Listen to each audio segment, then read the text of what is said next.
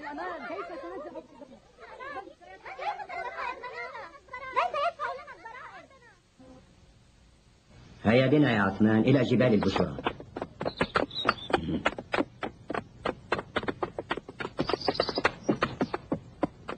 لما تركنا غرناطة؟ لترى رفاقك. نقلت مدرستي إلى هناك. بابنا، ولكن شهر رمضان ما زال بعيدا. أجل يا ولدي، وما زال عليه شهران. إذا الآن نحن في شهر رجب الحرام. وهل يعرف هؤلاء معنى الحرام؟ وكل حرام عندهم مستباح.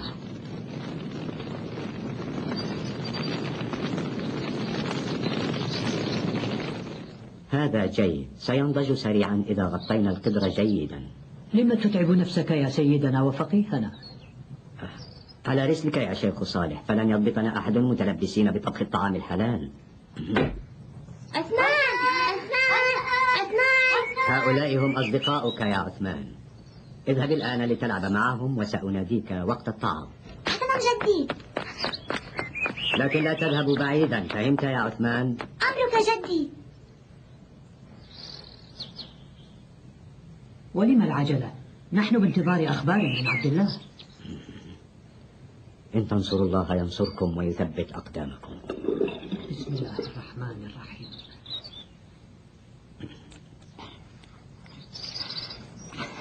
شيخ عمر، قد تتحسن الأمور عما قريب.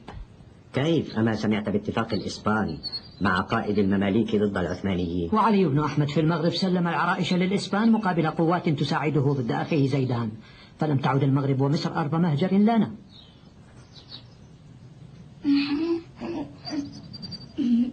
هيا نتسلق الشجرة لنأكل من أجافها. لا يجوز الأكل منها بدون إذن صاحبها. المحرم الأخذ وليس الأكل. لا أكل ولا أخذ. لو أكلنا شيئا منه فلن يرانا أحد ولن يراقبنا أحد.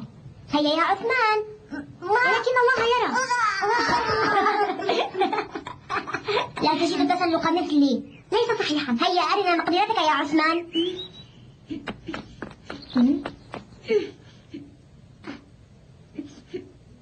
هيا.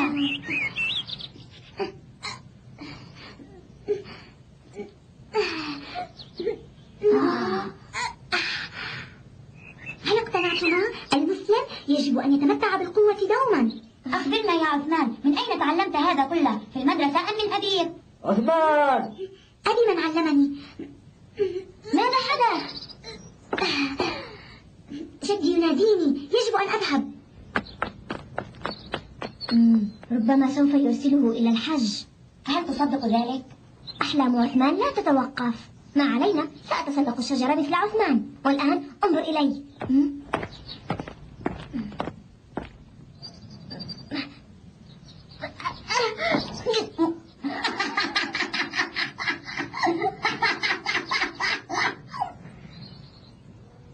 كل جيدا، وراءك سفر طويل ومشاق كثيرة، ومن الأفضل أن تكون مستعدا.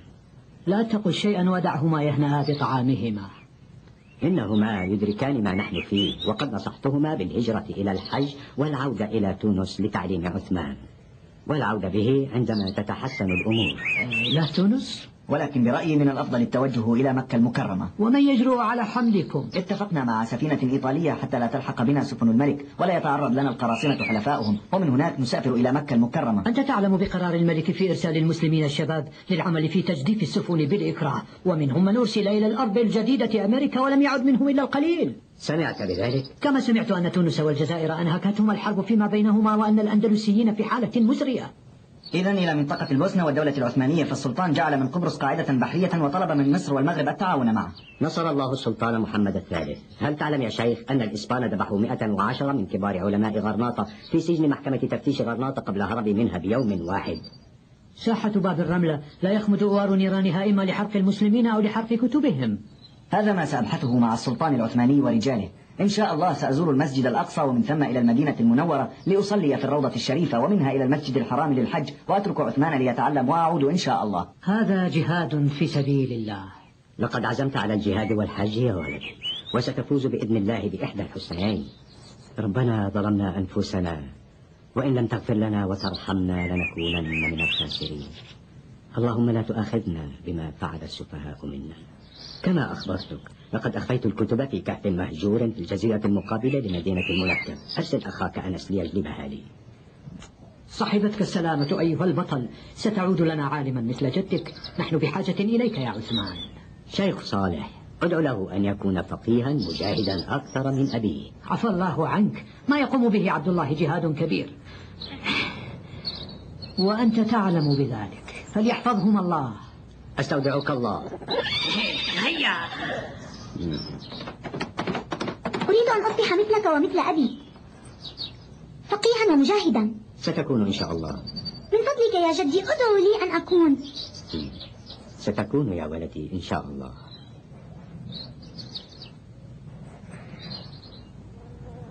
السلام عليكم ورحمة الله. السلام عليكم ورحمة الله. يا الله.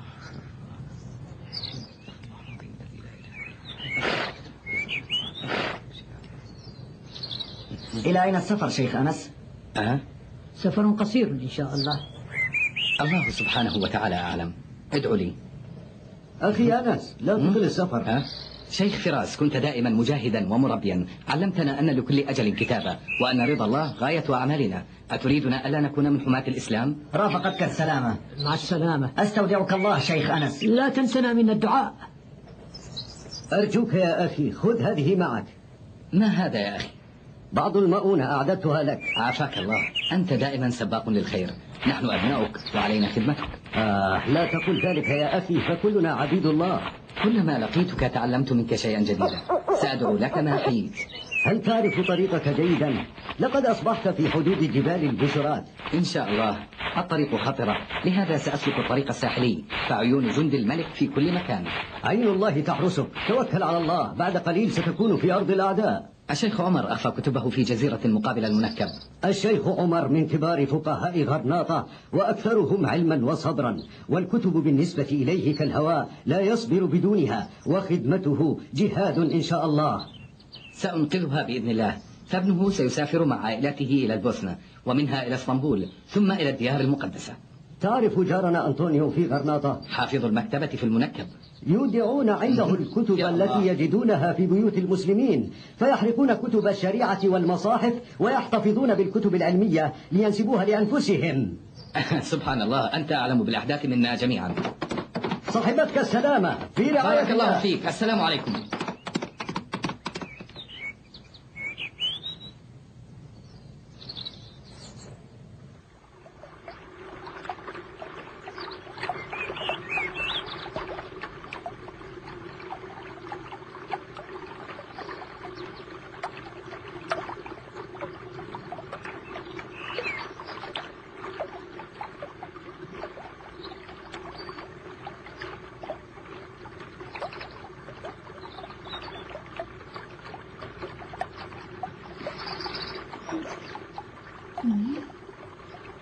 عثمان هل تنوي أن تذهب للحج بهذه السفينة الصغيرة؟ تستهزئ بدل أعتبر الوليد؟ يبدو أنك ولد أبلح حتى تصدق جدك بأنه سيأخذك للحج. أنت فعلا ولد مسكين.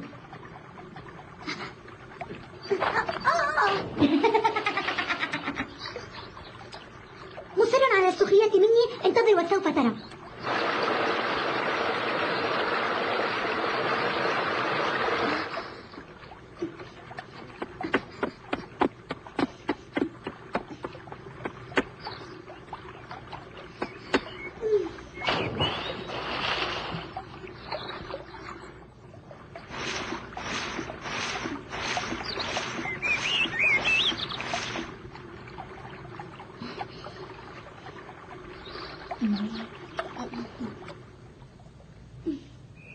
أعجبني أنك تسبح جيدا، وهذه مهارة لا تتوفر لدي.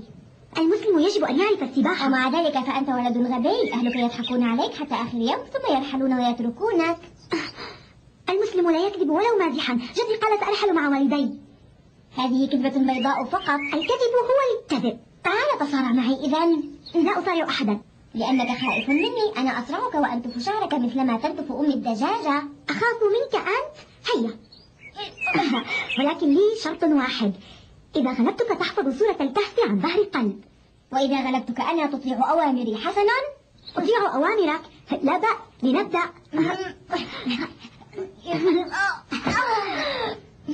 والآن قل لي ما رأيك، هل تعترف بالخسارة أم ماذا؟ لم أمسك بك جيدا لأنك كنت مبللا، ولولا ذلك لغلبتك. إياك أن تتحرك. ماذا هناك يا عثمان؟ قلت لك لا تتحرك، هناك أفعى. ماذا؟ أفعى؟ يا رب يا رب ساعدني ساعدني رجاء يا عثمان.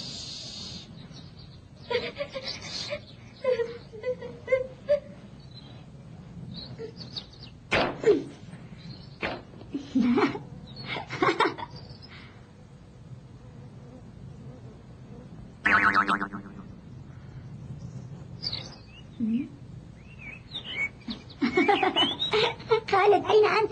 أين ذهبت أيها البطل الهمام؟ ومتى تسلقت الشجرة؟ الخوف دفعك لتسلقها بسرعة كبيرة جدا. لا تستهزئ بي.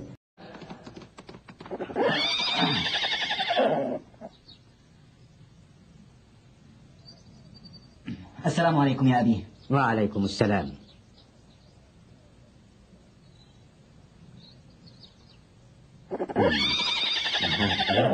لا، ما بال هذا الحصان؟ ألم تعلم أن الرأفة بالحيوان من هدي النبوة؟ الحق معك، ولكن الله سبحانه وتعالى سيحاسبنا على معاملته. انظر إلى الحدوة مكسورة، لقد حملته ما لا يطيق. إنقاذ المسلمين شغلني، والوقت ليس في صالحنا. ما وراءك من أخبار يا ولدي عبد الله؟ هل اتفقت نهائيا مع صاحب السفينة؟ نعم، كان سيذهب إلى الإسكندرية، ولكني قمت بإقناعه حتى يسلك الساحل الجنوبي لأوروبا ومنها إلى البوسنة أبي. لتستريح قليلا الآن. سيكون معنا عدد من المسلمين الأندلسيين، وربما كانوا من المهاجرين قصرا نحو أوروبا. أتساءل أبي، لماذا لا تأتي معنا إلى الحج؟ القيام بأمر المسلمين يا ولدي مقدم على الحج في مثل أحوالنا. عسى الله أن يكتب لي أجر حج لبيته. جازاه الله خيرا. فلك في شيخ الإسلام ابن تيمية أسوة حسنة، ودورك مع أهل الأندلس لا يقل عن دوره مع أهل الشام. اسمع يا عبد الله، أظن أن السلطان محمد الثالث ما زال يجاهد على مشارف فيينا. إذا لقيته قل له إن الحروب الصليبية عادت مرة ثانية من جيوش أوروبا، ولكنها لم تتجه نحو القدس بل نحو الأندلس. أبي، هل تعتقد أنه سيصلنا قبل فوات الأوان؟ فنحن اليوم لا نحارب الكاثوليك الإسبان فقط، بل نحارب كاثوليك أوروبا كلهم. لقد أغلقوا علينا البر والبحر. أعلم ذلك يا ولدي، وما علينا إلا أن نعمل وندع الباقي بيد الله تعالى. ما أخشاه يا أبي أن يكون كما قلت لك يا ولدي، ما علينا إلا أن نعمل وندع الباقي بيد الله تعالى.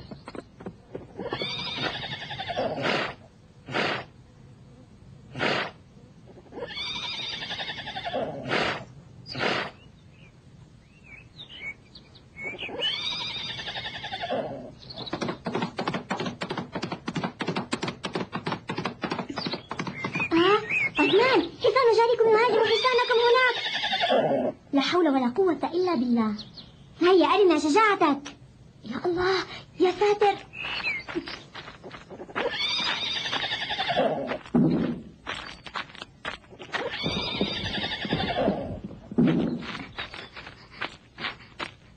انتظر يا عثمان، انتظر. عثمان، الحق به، الحق به يا عبد الله.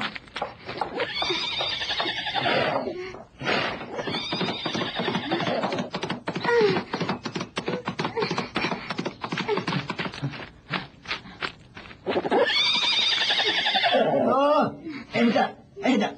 هيا انطلق انطلق. كيف تعرض نفسك للخطر يا عثمان؟ كدت أن تؤذي نفسك. حصاننا شجاع. ولكن ألا ترى بأنه كان مقيدا يا أبي؟ الحمد لله، هذا الولد شجاع حقا، حفظه الله ورعاه. لقد قمت بواجبي يا جدي. اهدأ أيها الحصان، اهدأ. عثمان يحبك. حفظك الله يا عثمان.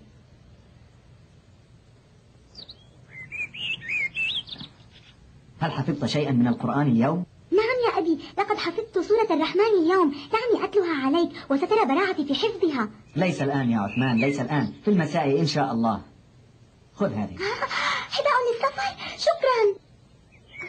هذا الحذاء سيفيدك كثيرا قبل أن نصل إلى الديار المقدسة. إذا سنذهب هناك قريبا، أليس كذلك؟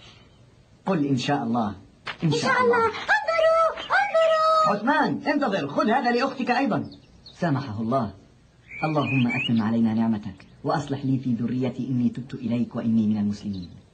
بسم الله الرحمن الرحيم. ياسين والقرآن الحكيم، إنك لمن المرسلين على صراط مستقيم.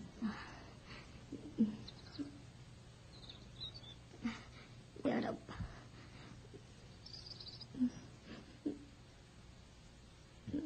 اللهم اغفر لي ولوالدي.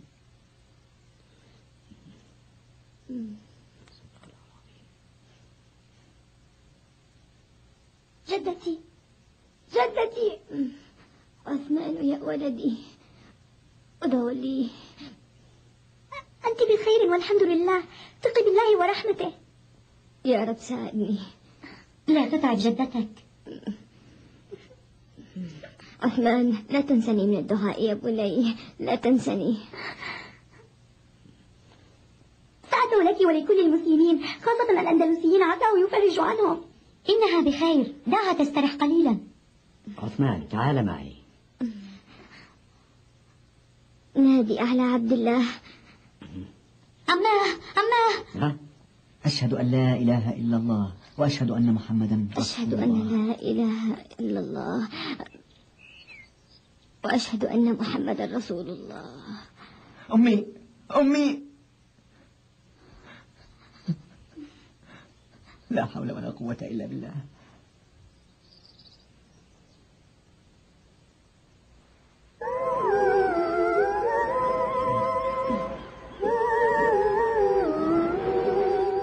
الله، ما أعلى هذا الصاري.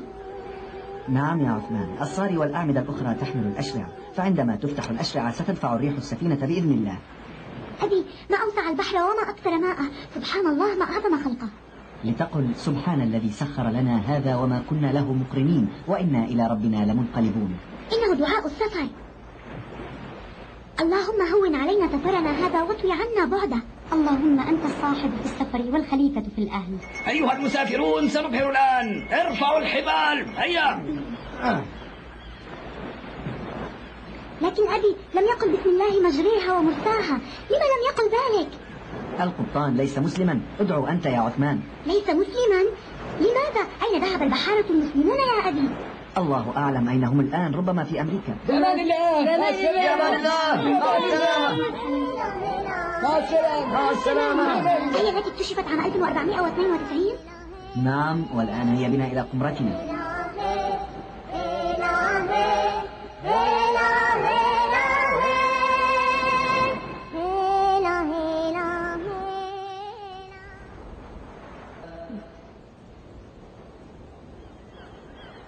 خذي شيئا من الملح فقد يخفف عنك دوار البحر.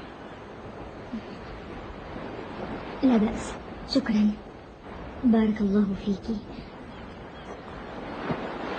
قلة النوم تسبب الصداع، حاولي أن تنامي وسوف ترتاحين إن شاء الله. سأصلي الظهر والعصر قصرا وجمعا على سنة رسول الله في السفر. شكرا، شكرا لكم. أهي مريضة كجدتي؟ لا تقل ذلك، شفاها الله.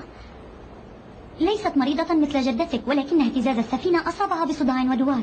ما أعذب حديثه، حفظه الله ورعاه وأقر عينك به وجعله من الصالحين. سيصبح حاجا منذ الصغر. إلى أين تذهبون؟ غادرنا منازلنا في جبل البشرات، أسأل الله القبول. إن شاء الله يا ابنتي، أتمنى لكم التوفيق. أبو عثمان سيسير بنا برا من البوسنة إلى إسطنبول، ومن هناك إلى القدس، ثم المدينة المنورة، وأخيرا مكة المكرمة. بالتوفيق يا حاج عثمان. كنت أخشى المرور عبر السهول حتى لا يكتشفني جنود الملك، فخرجت عبر الجبال من جيانة حتى المنكر. أما أنا فقد قتلوا زوجتي وأطفالي ذبحا، ولما عدت وجدت 2 منهم فأعانني الله عليهما وقتلتهما وجئت فورا. لقد فقدت الأمل في الأندلس ولم يبق لي فيها أحد، فإن وصلنا بتوفيق الله إلى مكة المكرمة فسأقيم فيها إلى أن يتوفاني الله تعالى. نرجو من الله أن يحسن خواتمنا. ما زلنا في منطقة الخطر والقراصنة في كل مكان يقتلون المسافرين المسلمين وينهبونهم ثم يأخذون جوائز على ذلك من الكنيسة. لو قدر للدولة العثمانية الوصول إلى سواحل شمال إفريقيا لما خشينا أحدا إلا الله. ما أصابنا هو من عند أنفسنا يا أخي. تركنا دين الله وانصرفنا إلى الرقص والغناء والفجور. دول وطوائف يستنجد بعضها بالأعداء على بعض فيقضون على إحداها ثم يقضون على الأخرى.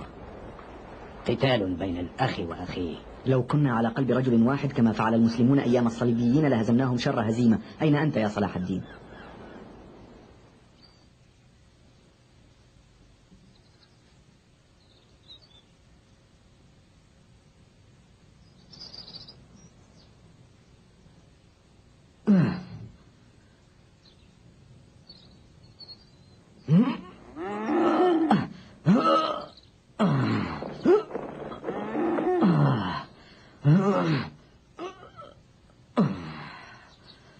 يا رب، ما العمل الآن؟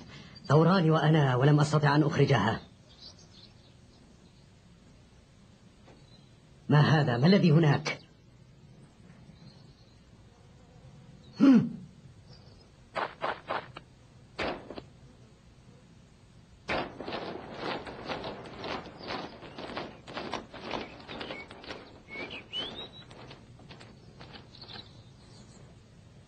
السلام عليكم. وعليكم السلام. يا الله، ما بال العربة؟ ألم تستطع إخراجها؟ حاولت بكل قوتي ولكني لم أستطع. لا عليك، سأخرجها بإذن الله. أنت أيها الشيخ؟ لا شكرا، ولكن الأمر يحتاج إلى قوة كبيرة. قوة المسلم في إيمانه وعقله ثم في عضلاته. صدقت، ولكني أقوى مصارع، والكل يخافني حتى جند الملك، وكلما جاء مصارع استدعوني لأصرعه، وهذا الأمر يحتاج إلى قوة بدنية فقط. اشرب جرعة ماء أولا واستعن بالله.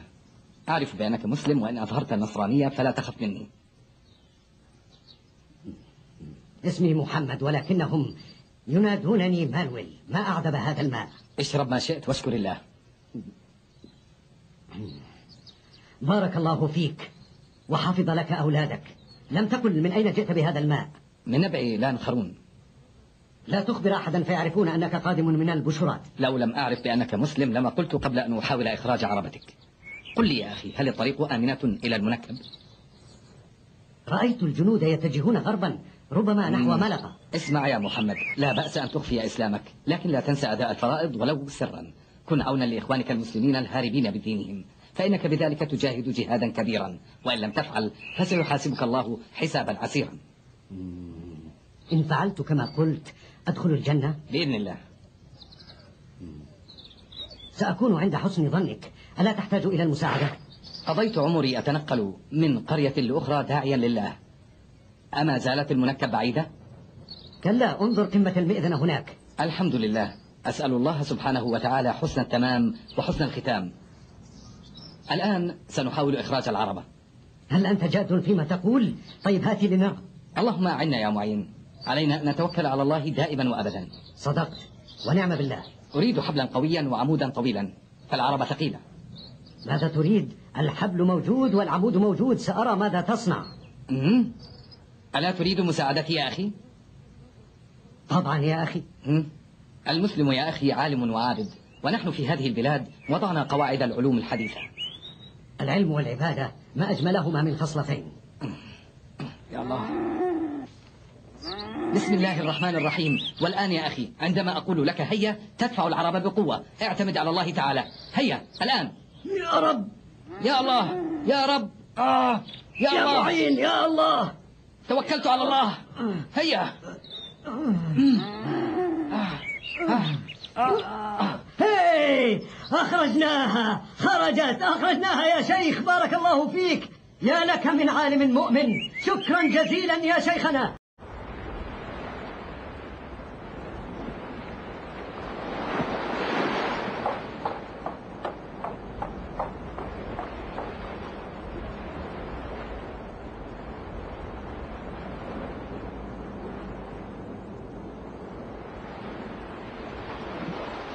أريد قطعة أخرى من الحلوى. يكفي، الحلوى الكثيرة تجعل الهضم عسيرا. سآخذ هذه وأعيدها. أعيدها بسرعة. شكرا يا أحسن أم.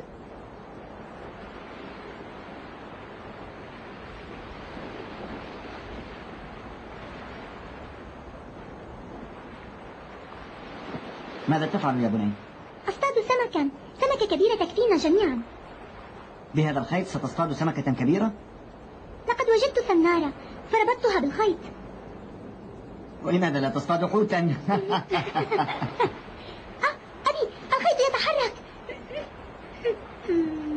لكن لما توقفت الحركة؟ لا، لم تتوقف بعد. انظر، لقد اصطدت سمكة. اسحب الخيط بهدوء. سوف أحاول ذلك يا أبي. هذا الخيط لا يصلح للصيد. الخيط طويل. هيا هيا هيا هيا. لقد انقطع الخيط، هذا مؤسف.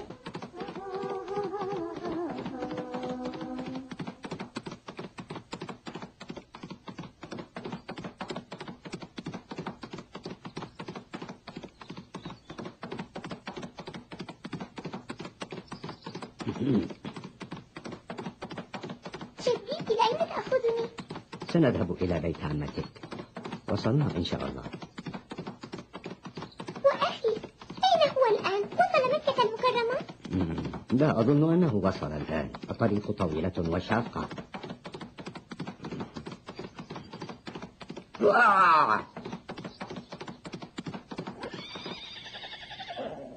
يا أم عمار.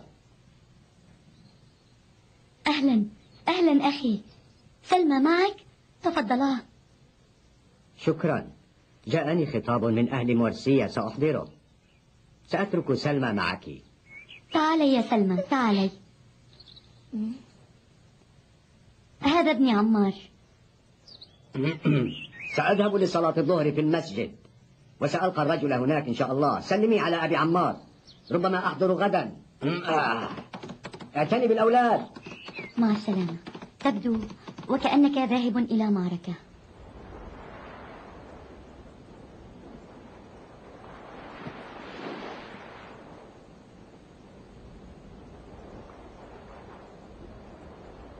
أم عثمان، يا أم عثمان. ماذا؟ أين عثمان؟ لا أدري. لربما خرج يتنزه قليلا.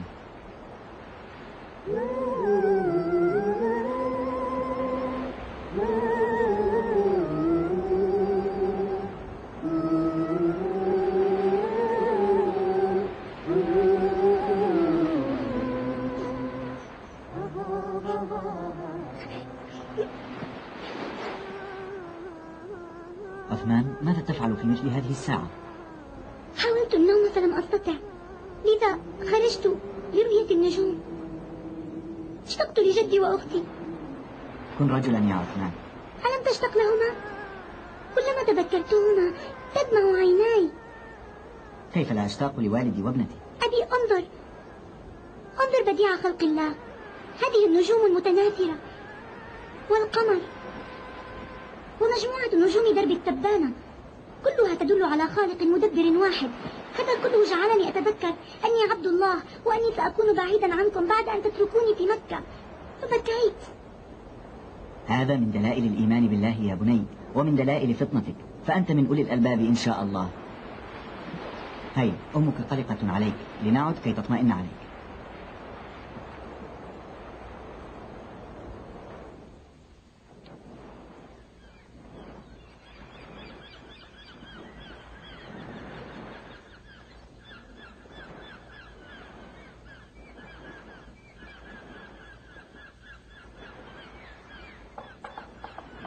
أين المساجد التي كنت أعرفها؟ لقد هدموها جميعا، قاتلهم الله. كنا نحن نحافظ لهم على كنائسهم. يا الله.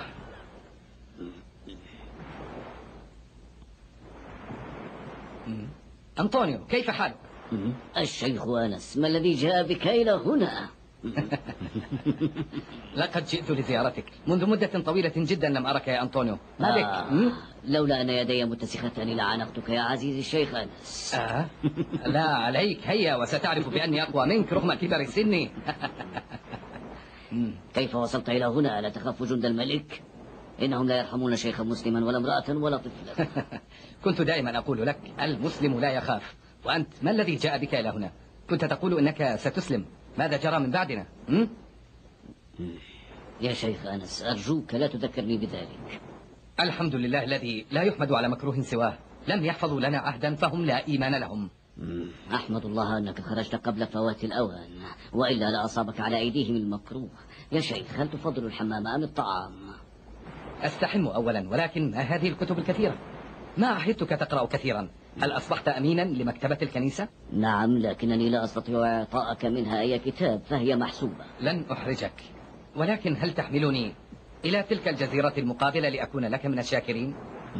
أحملك حيث تريد، لكنها جزيرة مهجورة ولا أحد فيها. أنا أعرف بأنها مهجورة ولا يذهب إليها أحد، ولذلك أريد الذهاب إليها. لكنني سمعت أن فيها كتبا قيمة كهذه. خسارة إذا وصلوها. فعلا فيها كتب قيمة جدا. تحملت المخاطر الكبيرة للوصول إليها. أسأل الله العافية. لقد نبشوا الحجر والبحر ولم يتركوا شيئا. سأذهب. هل ستعود؟ إن شاء الله سبحانه وتعالى. الجزيرة ليست بعيدة من هنا على كل حال. سأحملك إليها ثم أعود. لن يصيبنا إلا ما كتب الله لنا. سأحضر لك عصيرا، هذا موسم الكرز. أحب عصير غرناطة اللذيذ. ركبتاي، السن يا شيخ أنس.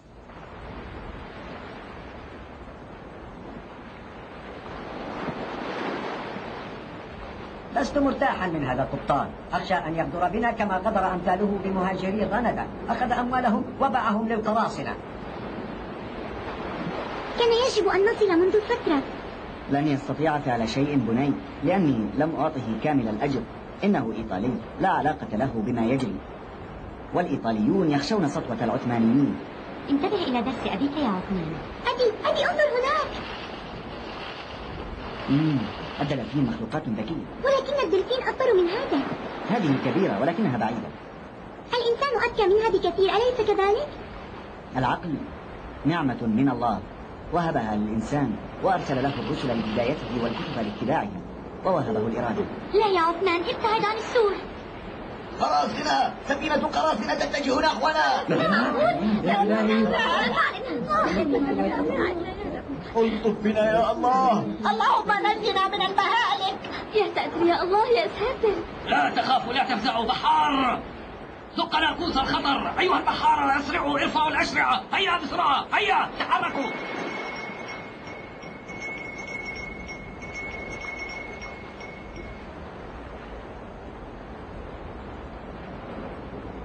كان الرجل محقا. عثمان، كن مؤمنا، لا تفزع يا بني، وثق بالله. إنهم يقتربون منا كثيرا. انظر ماذا يفعل المجدفون. هيا تحرك. لا تخافوا، أريح معنا ولن يصلنا الأضداد أبدا. الرياح لصالحهم كما هي لصالحنا أيضا. إنه يهدي ولا يعرف ما يقول. هل هذا بحار؟ ليلة حاسمة. أمرك سيدي. لماذا لا تسرع السفينة؟ أخبرني. المجدفون مرهقون. مرهقون؟ لا يعرفون إلا الأكل والشرب والنوم. كسالى لا ينفعون لشيء. اجلد كل ما لا يجدف بنشاط. طبعا السفينة ليست سفينتهم. اسمع، خذ كافة المسافرين الشباب ليجدفوا معهم. لا تسمح لأحد بالتوقف عن التجديف حتى الغروب. ألا يكفيهم بأني أنقلهم على سفينتي وأخلصهم من الموت كذلك؟ كل من لا يتعاون معك اجلده ولا ترحم. هل كلامي واضح لكم جميعا أم أعيده عليكم مرة ثانية؟ هيا بنا إلى القمرة، سيأخذوننا إلى التجديد. ابقوا هناك ولا تخرجوا، اعتصموا بالصلاة والدعاء.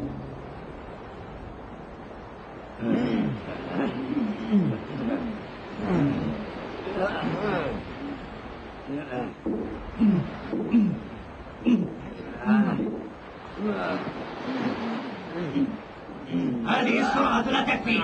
هيا أسرعوا، أسرعوا. اقتربنا منهم. هيا سنأخذ أموالهم ونقتل كل من يحاربنا، ثم نأخذ الباقي ونبيعهم للكنيسة. سيدي، السفينة تبتعد عنا. إنهم يجدفون بسرعة فائقة. ما العمل يا سيدي؟ لن يفلتوا. أنتم أغبياء، كلكم أغبياء.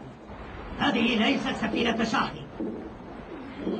من المؤكد أن المسافرين يجدفون، لكن هذه بشارة لنا إنهم أغنياء وسنصبح أغنياء.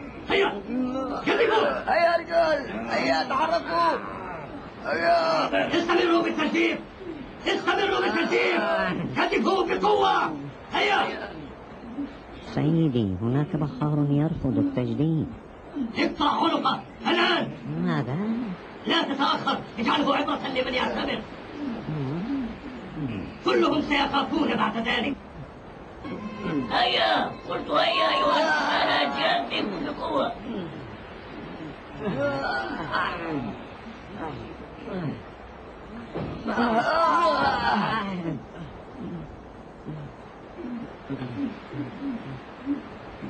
ما الذي حدث؟ لقد انكسر المجداف. قوة التجديف أكبر من قدرة المجداف على التحمل فانكسر. أصلحوا فورا وأنتم استمروا، عودوا كما كنتم أحضر الجناب الاحتياطي. أنت قم وتحرك. هيا قم وتحرك. ألا تسمع؟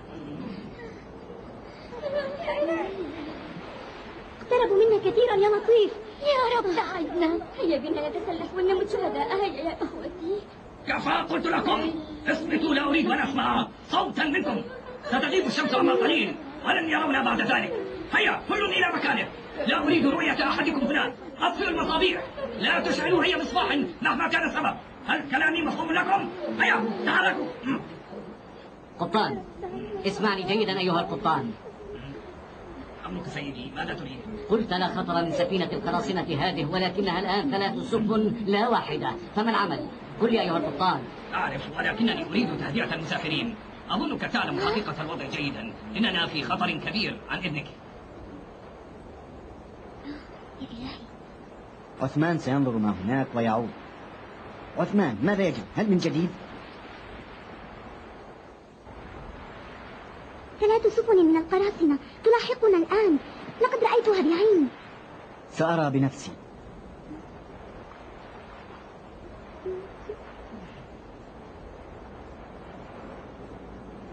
أنا متشائم.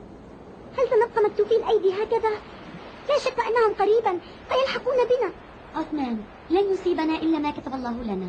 إذا جاء أجلنا ونلنا الشهادة فهي نعمة من الله. الجنة يا ولدي أسمى أمانينا.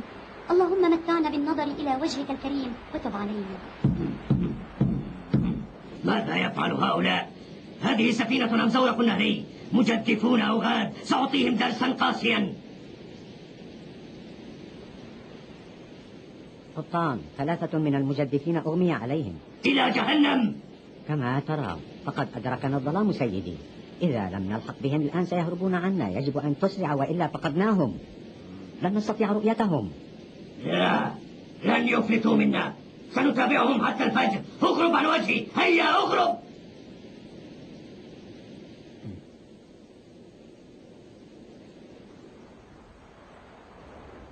ما رأيك يا عبد الله؟ أرى في الأمر خيانة كبيرة. لا أعتقد، لأنهم يحاولون جهدهم. حاول أن تهدئ النساء والأطفال، يجب أن يناموا. أمامنا يوم عصيب وشاق. سنحاربهم، فإما نصر وإما شهادة. لن يصيبنا إلا ما كتب الله لنا. هيا إلى القمران.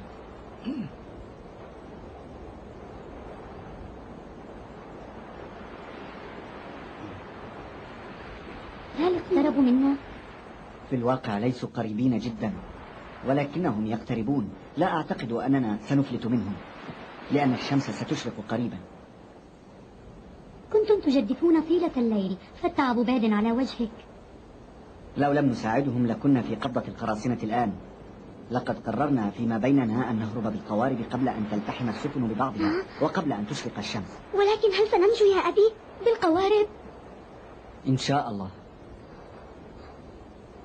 المسافرون الذين جاء دورهم للتجديف إلى أماكنهم بسرعة. أبي، لا تذهب أرجوك، ابقى معنا. لا بني، كيف لا أذهب؟ إن بقيت هنا مؤكد سيمسكون بنا. أقصد قبل الأوان.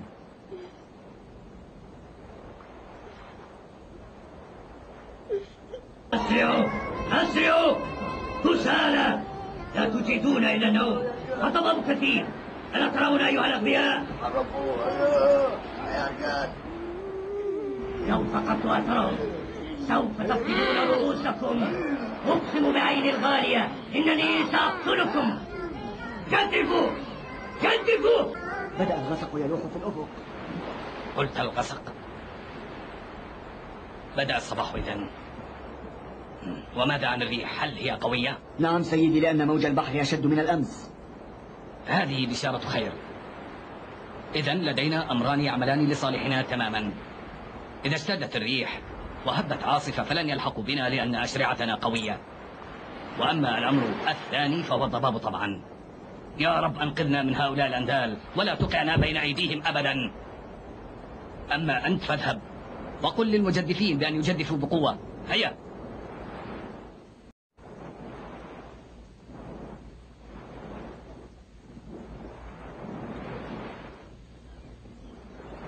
الله سبحان الله سبحان الله.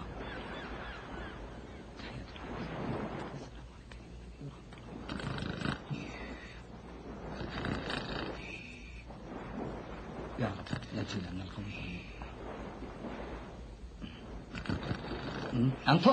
أنطونيو أما زلت نائما؟ ألم تقل إن الذهاب إلى الجزيرة والعودة يستغرق يوما كاملا؟ كان من الواجب أن نكون الآن في البحر، أليس كذلك؟ هيا انهض أنطونيو، كفاك نوما. إنه خطئي أنا، خطئي لأنني وعدتك. أنتم المسلمون تنهضون قبل طلوع الشمس. لن نذهب إلى الجزيرة اليوم فعد إلى النوم.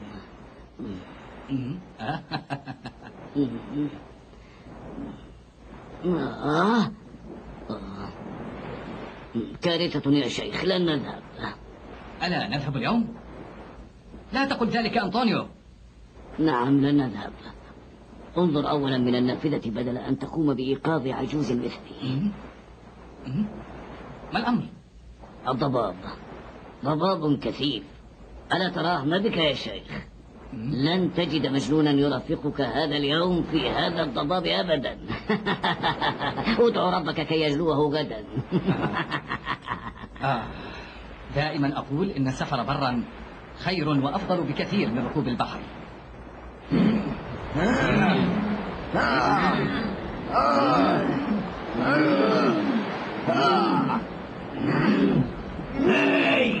المجاديف ضربت بعضها ببعض. لن تفلت منا أيها القبطان الغبي، لن ينفعك الضباب.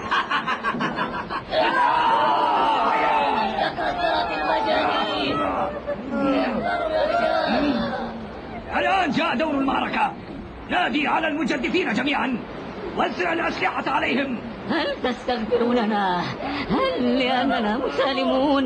نريد حقنا الآن. نريد القبطان. أين القبطان؟ يحضن لهم يا خائن، كلكم ملة واحدة.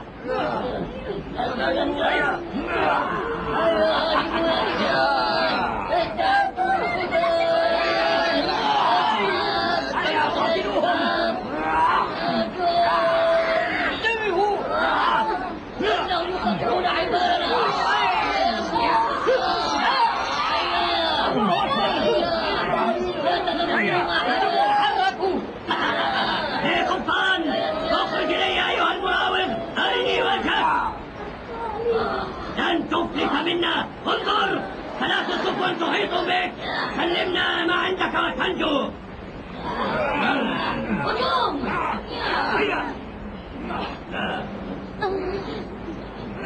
هيا أسرعوا سنغادر.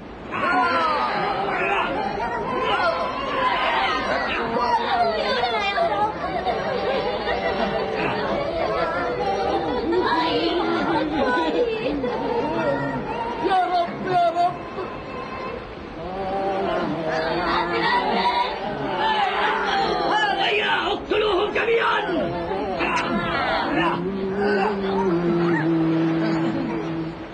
أسرع يا أم عثمان.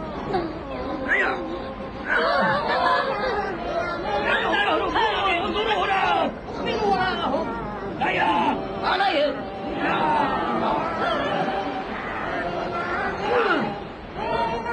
تعال مني. لكن أبي أمي طبعا العب به. هيا العب به.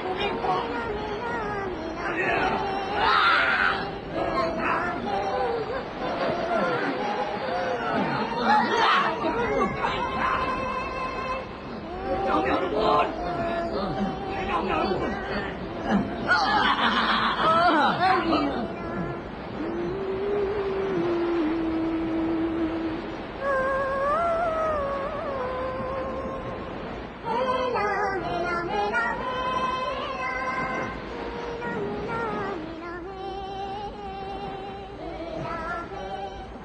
تعال يا ولدي، الجرح عميق يحتاج إلى ما أربطه به.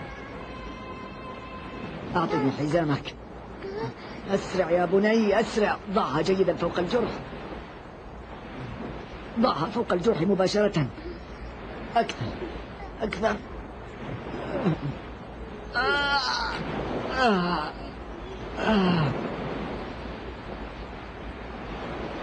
اعصب الجرح جيدا حتى لا يصيبه ماء البحر المالح. أيه.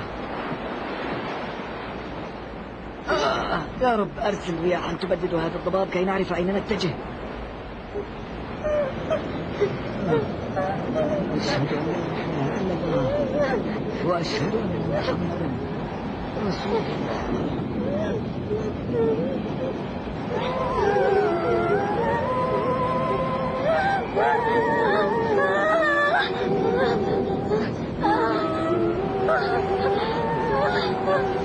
يا رب.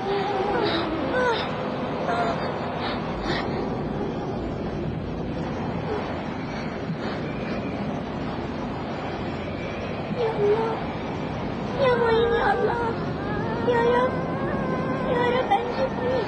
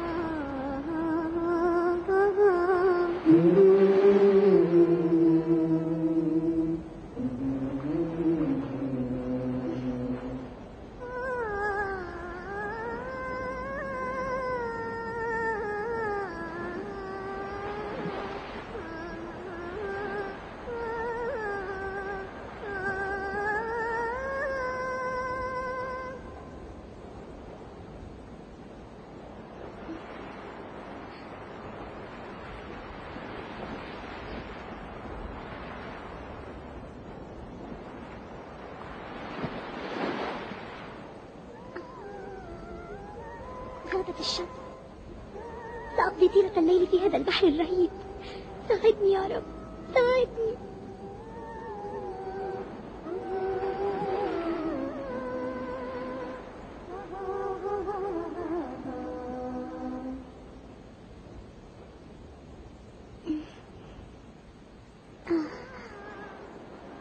الظاهر أنني نمت.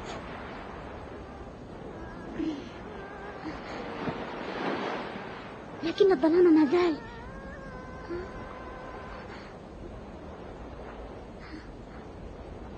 ما الذي أيقظني؟ الحمد لله على كل حال. سبحان الله، السماء صافية والصمت في كل مكان. هل أصلي الفجر الآن أم أنتظر قليلا؟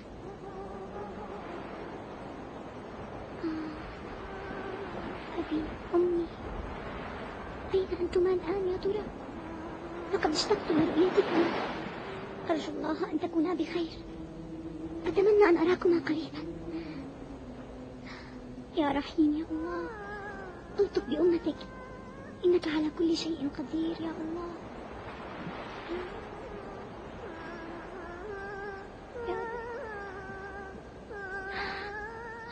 يا لطيف، سمك القرش.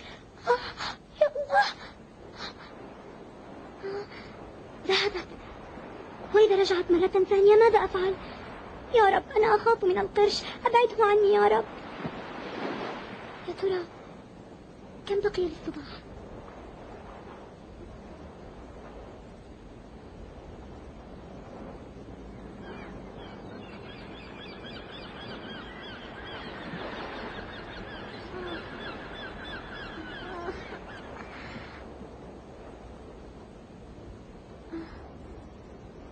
الجو حار كأنني في فرن.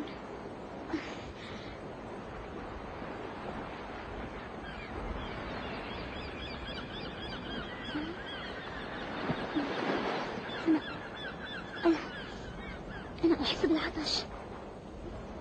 البحر هادئ اليوم، سأشرب قليلا منه.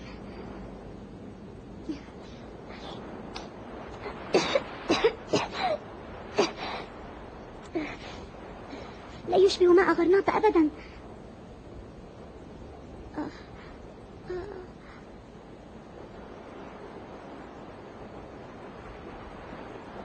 لا أرى سوى البحر والسماء، لا شيء آخر. البحر وأنا فقط. إلى متى؟ سأموت في البحر عطشا. لكل أجل كتاب، ولن تموت نفس حتى تستوفي أجلها. يبحثون عن أسماك. الله أكبر، ليتني أسبح إلى هناك. لكن يبدو أنني أولوس.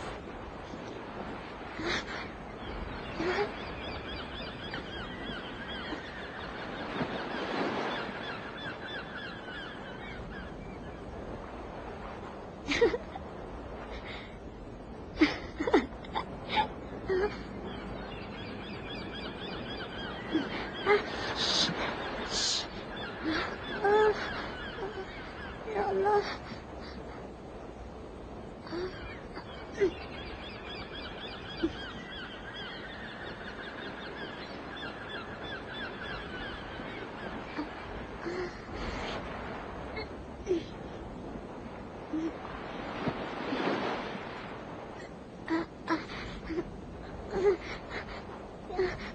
يا الله، كيف أصعد إلى القارب مع هذه السمكة؟ فكرة.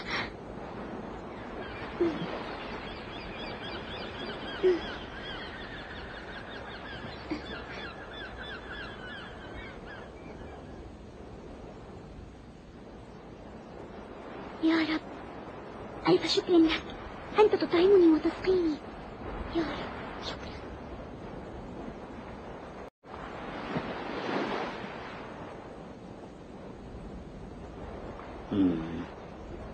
يا شيخ، لو هبت عاصفة الآن ستقضي علينا. لماذا؟ نحن في منتصف المسافة بين الساحل والجزيرة. أنت مؤمن، ادعو ربك ليؤخر العاصفة. إنك متشائم جدا، تفاءل بالخير دائما. الجو دافئ جدا والماء دافئ. سبحان الله يا أنطونيو، الأمس كان عاصفا واليوم كل شيء هادئ. انظر، سفينة. لو لم تكن سفينة قراصنة لما أبخرت الآن. أنطونيو، ما رأيك؟ ترى هل سيقوم القراصنة الإسبان بالهجوم علينا؟ لا يهمهم أمرنا، لا ذهب ولا مال ولا رجال، إنهم يبحثون عن سفينة شحن أو ركاب.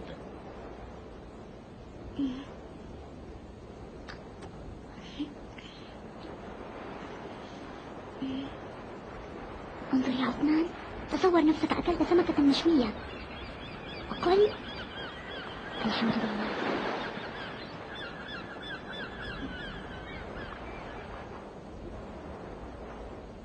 ما رأيك يا عثمان؟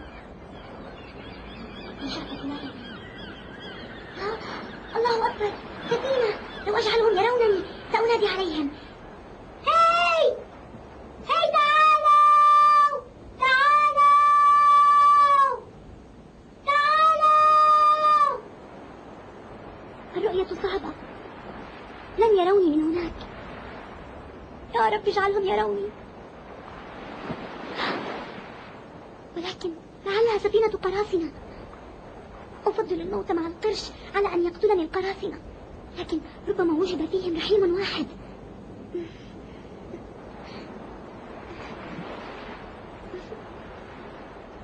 لكن إذا كنت لا أراها من هنا وهي كبيرة، فكيف سيرونني وأنا صغير؟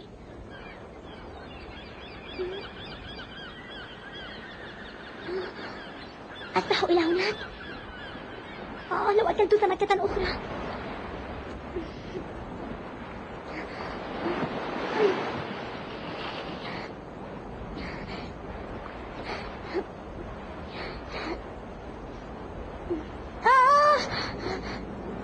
رجلي انقطعت. الحمد لله رجلي سليمة.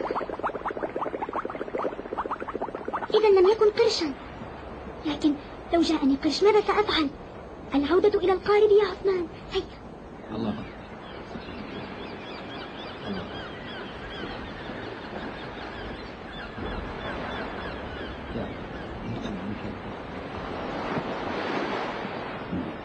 لقد صليت الفجر قبل قليل، أنت لا تمل الصلاة. يا أنطونيو، لن تعرف حلاوة الصلاة، إنها لقاء بين العبد وربه، وهل يمل الحبيب من لقاء حبيبه؟ فلو أنك أسلمت لعرفت حلاوة النعمة. لم أعد أرى السفينة. يا الله، لو ترسل لي سفينة أخرى. لو كانت لي أجنحة مثل هذه الطيور، لكنها لا تطير بعيدا طبعا لأن أعشاشها على الساحل، وعندما يحل الظلام ترجع إلى أعشاشها. ها هي تتجه إلى هناك. إذن الساحل من هنا. الله أكبر، الله أكبر، هذا قارب قريب. الحمد لله، الحمد لله، هذا قارب قريب. يخرج صوتي، ساعدني يا رب.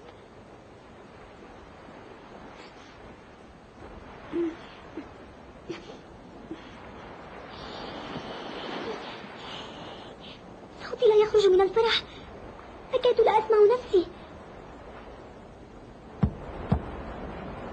يا رب ساعدني، يا رب أعد لي صوتي.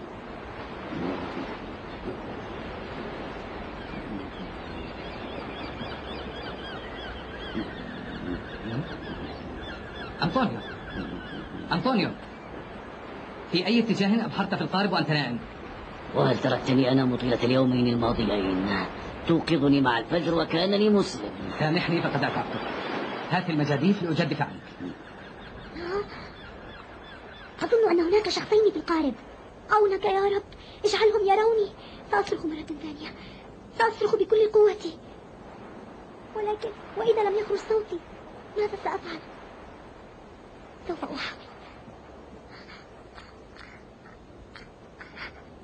أنا تعبان، يجب أن لا أرهق نفسي. يا الله، أين القارب؟ سأحاول ثانية.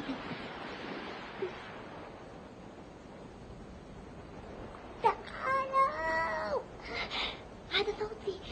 تعالوا، تعالوا، النجدة، النجدة، تعالوا، تعالوا.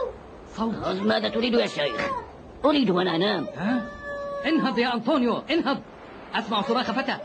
اسمع صوت، إنه آت من هناك.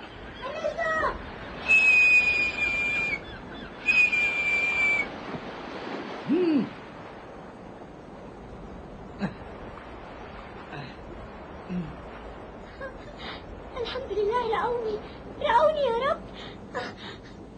أنقذتني أنت يا رب، أنقذتني. الحمد لك وحدك، الحمد لك يا رب.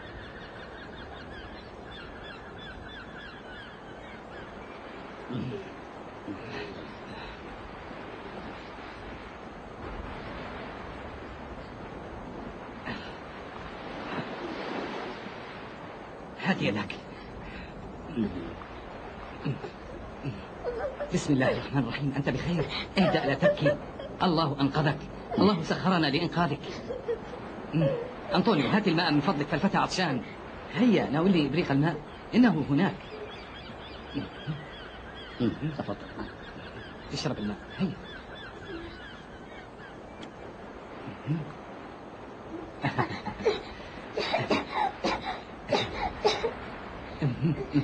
اشرب على مهلك يا بني، على مهلك، على مهلك.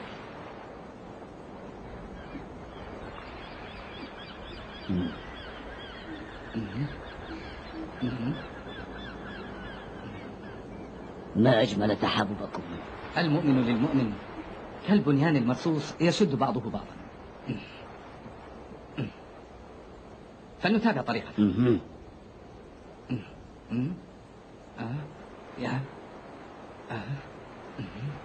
يجب أن نتعرف على هذا القارب، فقد نعثر على اسم السفينة عليه.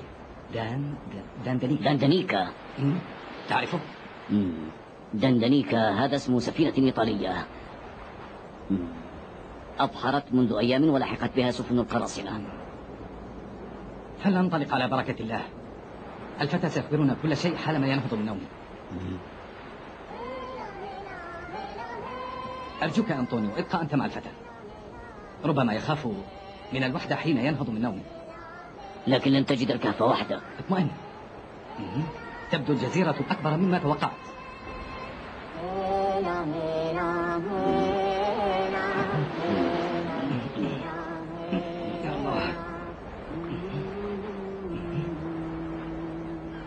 بسم الله.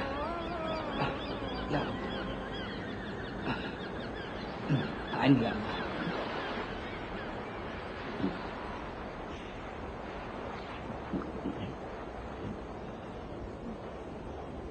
يا الله، ما هذا؟ آثار أقدام كثيرة على الجزيرة. ما الذي جاء بها إلى هنا؟ لطفك يا الله، لطفك يا رب العالمين.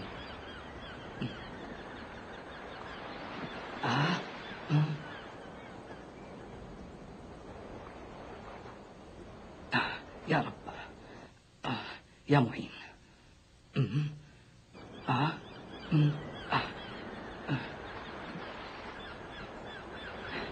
تعدي، هيا.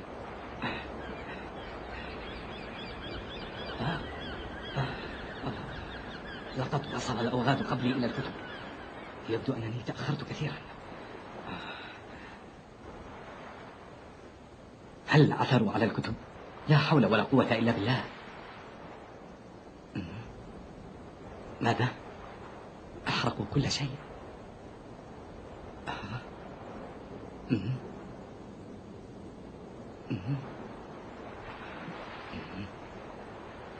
ماذا سيقول الشيخ عمر الآن؟ حسبي الله ونعم الوكيل.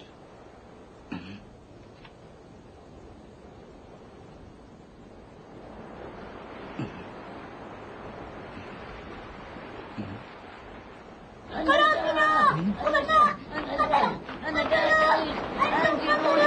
أنقذوني، سيقتلني.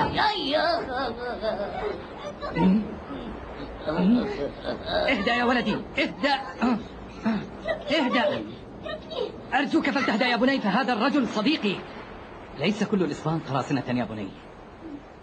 أنطونيو قلت لك أن تهتم به. أدري، ولكن كنت أتساءل هل هو طفل مسلم أم طفل نصراني؟ هذا كل شيء. يا أنطونيو لا تكن غبيا هكذا. ألا يمكنك أن ترى نور الإسلام على وجه هذا الفتى؟ وعلى وجهه؟ كيف ذلك؟ المسلم يعرف المسلم دائما. فراسة المسلم لا تخطئ. دعنا من هذا الآن. ماذا عن الكتب؟ الكتب إنها عدوة الجهلة. أحرقوها كلها. لا تذكرني بشيء الآن أنطونيو. تعال نسمع من هذا الفتى حكايته.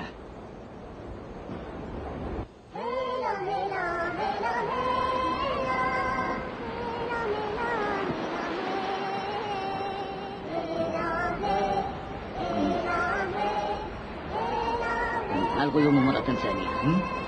ما بها الغيوم أنطونيو؟ أخبرني، ما بها؟ كيف سنهتدي إلى الساحل؟ الرؤية صعبة، كيف نتجه بلا نجوم ولا قمر؟ أنطونيو توكل على الله. ستكون سرعتنا كبيرة إن شاء الله، فنحن الآن 3. خاطرنا بأنفسنا طيلة هذه الأيام ولم نحصل على شيء. لا شيء؟ وهذا الفتى هنا إنقاذ حياته لا شيء.